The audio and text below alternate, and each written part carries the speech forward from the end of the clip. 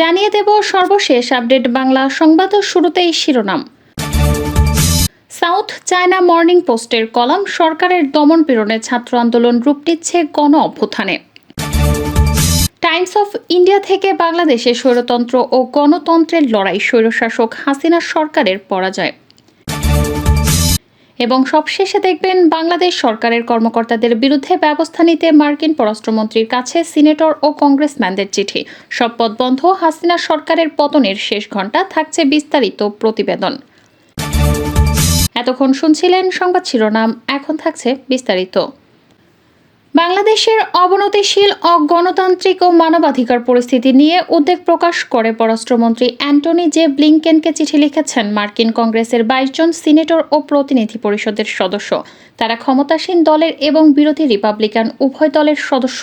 2রা August লেখা ওই চিঠিতে তারা বলেছেন, কয়েক সপ্তাহে সারা বাংলাদেশের শিক্ষার্থীদের সঙ্গে ভয়াবহ সংঘর্ষে লিপ্ত নিরাপত্তা রক্ষাকারীরা। এতে বর্তমান সরকারের অধীনে মানবাধিকার লঙ্ঘনের বিষয়টি প্রকাশিত হয়ে পড়েছে।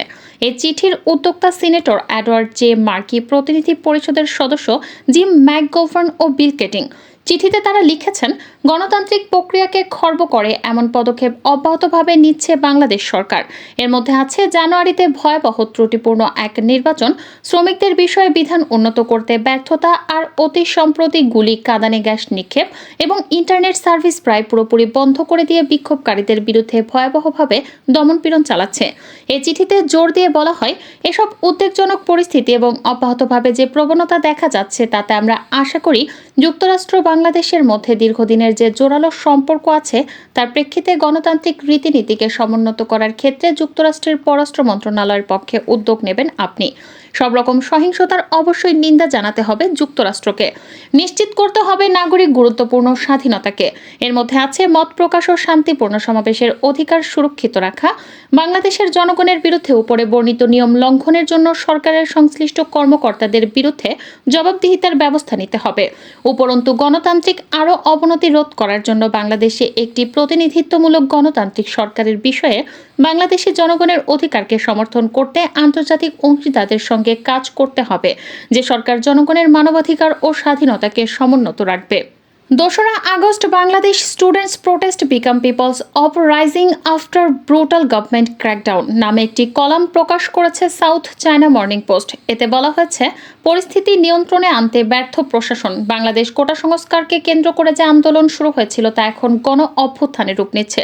কলামে আরও বলা হয়েছে, চাকরিতে কোটা সংস্কারের দাবিতে যে আন্দোলন শুরু হয়েছিল তা এখন জনতার আন্দোলনে রূপান্তরিত হয়েছে।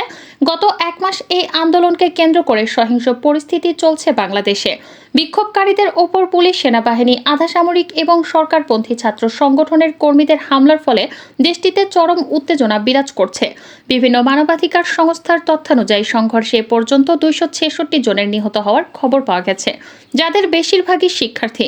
নিহতের পাশাপাশি আহত হয়েছেন 7,000-এর বেশি মানুষ। সামাজিক যোগাযোগ মাধ্যমে ছড়িয়ে পড়া ভিডিওকে উদ্ধৃত করে আজিজুর লিখেছেন, আহত এক যুবককে উদ্ধার করতে যখন আরেক যুবক টেনে নিয়ে যাচ্ছিলেন তখন এক পুলিশ সদস্যকে পরপর 3টি গুলি করতে দেখা গেছে।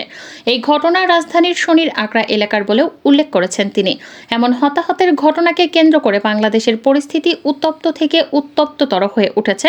আন্দোলনকারী কয়েক হাজার শিক্ষার্থীকে গ্রেফতার করেছে প্রশাসন। শিক্ষার্থীরা এখন আটককৃত শিক্ষার্থীদের নিঃশর্ত মুক্তি এবং হত্যার বিচারের দাবিতে আন্দোলন করছে শিক্ষার্থী এবং দেশটির সাধারণ জনতা। শিক্ষার্থীরা বেশ কয়েকজন মন্ত্রীর পদত্যাগও দাবি করেছে। এসব দাবির মধ্যেও দমনপীড়ন অব্যাহত রেখেছে বাংলাদেশের প্রশাসন, চলছে গ্রেফতারও। এমন পরিস্থিতিতে শিক্ষার্থীদের সঙ্গে যোগ দিচ্ছেন বিশ্ববিদ্যালয়ের শিক্ষক, অভিভাবক, শিল্পী সমাজ, আইনজীবী এবং সমাজের সর্বস্তরের নাগরিকরা। বলা বাহুল্য, শিক্ষার্থীদের আন্দোলন এখন গণ অভ্যুত্থানের রূপ নিয়েছে। 2009 সালের পর থেকে টানা 15 বছর ক্ষমতায় আছেন প্রধানমন্ত্রী শেখ হাসিনা। তার শাসনামলে ব্যাপক দুর্নীতি এবং প্রশাসনিক অনিয়মের অভিযোগ রয়েছে।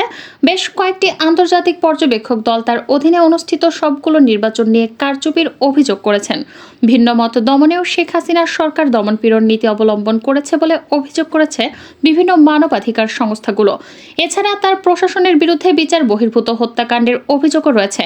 উদ্ভূত এসব সংকট এবং সাম্প্রতিক শিক্ষার্থীদের আন্দোলনে বেশ চ্যালেঞ্জের মুখে পড়েছে ক্ষমতাসীনরা।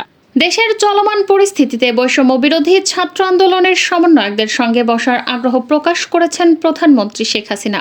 শনিবার গণভবনে পেশাজীবী সমন্বয়ক পরিষদের কেন্দ্রীয় নেতৃবৃন্দের সঙ্গে বৈঠকে এ আগ্রহের কথা জানান তিনি বলেন, গণভবনের দরজা খোলা, কোটা সংস্কার আন্দোলনকারীদের সাথে আমি বসতে চাই, তাদের কথা শুনতে চাই, তবে সরকারের সঙ্গে আলোচনার প্রশ্নই ওঠে না বলে জানিয়েছেন বৈষম্য বিরোধী ছাত্র আন্দোলনের অন্যতম সমন্বয়ক আসিফ মাহমুদ। ফেসবুক পোস্টে জানান, খুনি সরকারের সাথে কোনো প্রকার সংলাপে বসতে আমরা রাজি নই। সেখানে রাজনৈতিক দল ও আওয়ামী লীগের সাথে আলোচনার প্রশ্নই আসে না। সরকারকে 7 দিনের আলটিমেটাম দিয়ে সারা দেশে বিক্ষোভ মিছিল ও সর্বাত্মক অসহযোগ আন্দোলন কর্মসূচি প্রত্যাহার সংক্রান্ত বিবৃতি ভুয়া বলে জানিয়েছেন বৈষম্য বিরোধী ছাত্র আন্দোলনের সমন্বয়ক আসিফ মাহমুদ।